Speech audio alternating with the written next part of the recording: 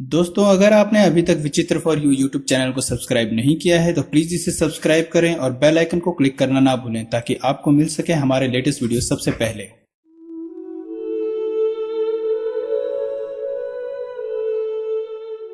जब हम पृथ्वी से अंतरिक्ष को देखते हैं तो वह बहुत ही शांत और सुंदर दिखाई देता है, लेकिन वहाँ इतनी उथल पुथल मची है जितनी कहीं और नहीं होती।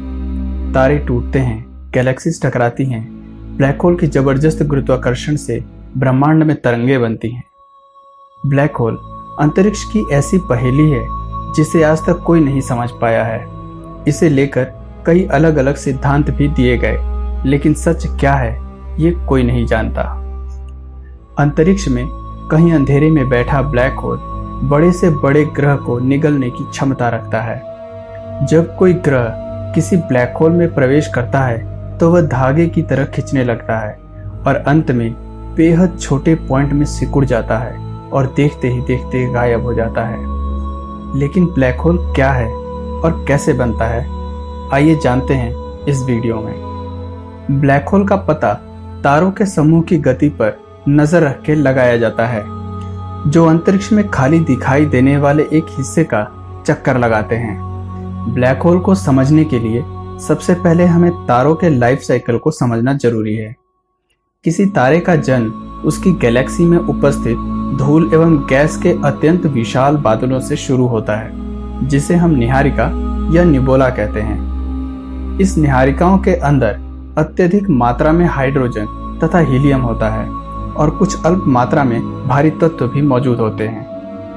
जब इन गैस और धूल से भरे बादलों का घनत्व यानी डेंसिटी बढ़ती है तो उस समय ये विशालकाय बादल खुद के गुरुत्व के कारण संकुचित होने लगते हैं। इस संकुचन के साथ साथ उसके केंद्र में टेम्परेचर और प्रेशर भी बढ़ने लगता है, जिसके कारण हाइड्रोजन के नाभिक आपस में टकराने लगते हैं और हीलियम के नाभिक का निर्माण करते हैं। और फिर शुरू होता है थर्मोन्यूक्लियर फ्यूजन, जिसे तापनाभिकीय संलयन भी कहते हैं। तारों के अंदर यह प्रक्रिया निरंतर चलते रहती है, जिसके कारण प्रकाश और ऊष्मा के रूप में ऊर्जा उत्पन्न होती है और इस प्रकार वो धूल और गैस के बादल इस ऊष्मा और प्रकाश से चमकने लगते हैं, जिसे हम तारा कहते हैं। इन तारों के नाभिकीय संलयन से निकली प्रचंड ऊष्मा से ही तारों का गुरुत्वाकर्षण बैलेंस रहता है। ये बैलेंस छोटे स्टार्स में हमेशा बना रहता है, लेकिन बड़े स्टार्स में ऐसा नहीं होता। इसलिए जब बड़े स्टार्स में मौजूद हाइड्रोजन खत्म हो जाता है तो वह धीरे धीरे ठंडा होने लगता है और अपने ही गुरुत्व के विरुद्ध खुद को नहीं संभाल पाते। तो ऐसी स्थिति में तारे के अंदर एक भयानक विस्फोट होता है, जिसे सुपरनोवा कहते हैं। विस्फोट के बाद जो पदार्थ बचता है वह धीरे धीरे सिमटना शुरू होता है और बहुत ही घने पिंड का रूप ले लेता है, जिसे न्यूट्रॉन स्टार कहते हैं। लेकिन अगर बड़े स्टार का मास बहुत ही ज़्यादा है तो ये सुपरनोवा विस्फोट के बाद वो ब्लैक होल में बदल जाता है। ऐसे तारों में अपार ग्रेविटेशनल खिंचाव होने के कारण वो तारा कॉम्प्रेस होने लगता है और कॉम्प्रेस होते होते अंत में एक निश्चित बिंदु पर पहुंच जाता है, जिसे सिंगुलैरिटी कहते हैं। इसकी डेंसिटी इनफाइनाइट होती है, जिसके कारण इसमें ग्रेविटेशनल खिंचाव इतना अधिक होता है कि इसमें से कोई भी चीज़ बाहर नहीं निकल पाती, यहाँ तक कि लाइट भी नहीं। जब हम किसी ब्लैक होल को देखते हैं तो वास्तव में हम उसके इवेंट होराइजन को केवल देख पाते हैं, और जब तक कोई वस्तु ब्लैक होल के इवेंट होराइजन तक रहती है तो वो ब्लैक होल से वापस लौट सकती है। लेकिन जैसे ही कोई इवेंट होराइजन को क्रॉस करता है तो वह हमेशा हमेशा के लिए ब्लैक होल में गायब हो जाती है, जहां से लौटना नामुमकिन होता है। इवेंट होराइजन के रेडियस को स्क्वार्ट्ज़-चाइल्ड रेडियस कहते हैं। स्टीफन हॉकिंस की खोज के मुताबिक हॉकिंस रेडिएशन के चलते एक दिन ब्लैक होल पूरी तरह द्रव्यमान मुक्त होकर गायब हो जाता है। ब्लैक होल के अंदर का केंद्र अत्यंत घुमावदार होता है। यहाँ आकर समय और स्पेस दोनों अपना अर्थ खो देते हैं और भौतिक विज्ञान का कोई नियम यहाँ काम नहीं करता। यहाँ पहुँचने के बाद क्या होगा कोई नहीं जानता।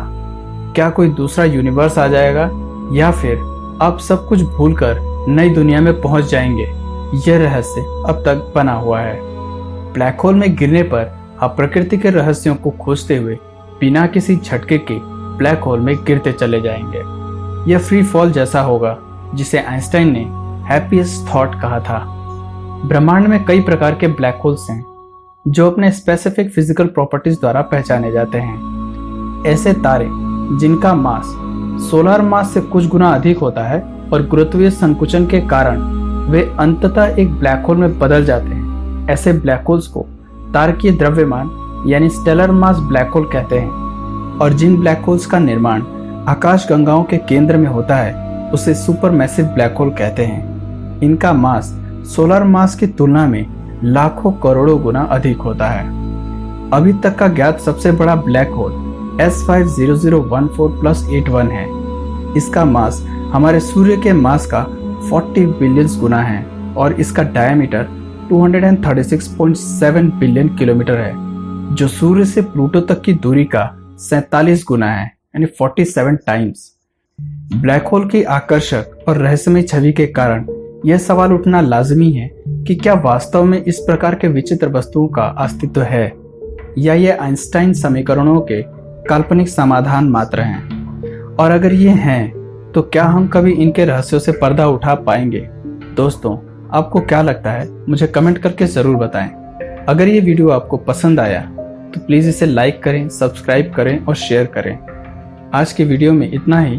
तब तक के लिए नमस्कार।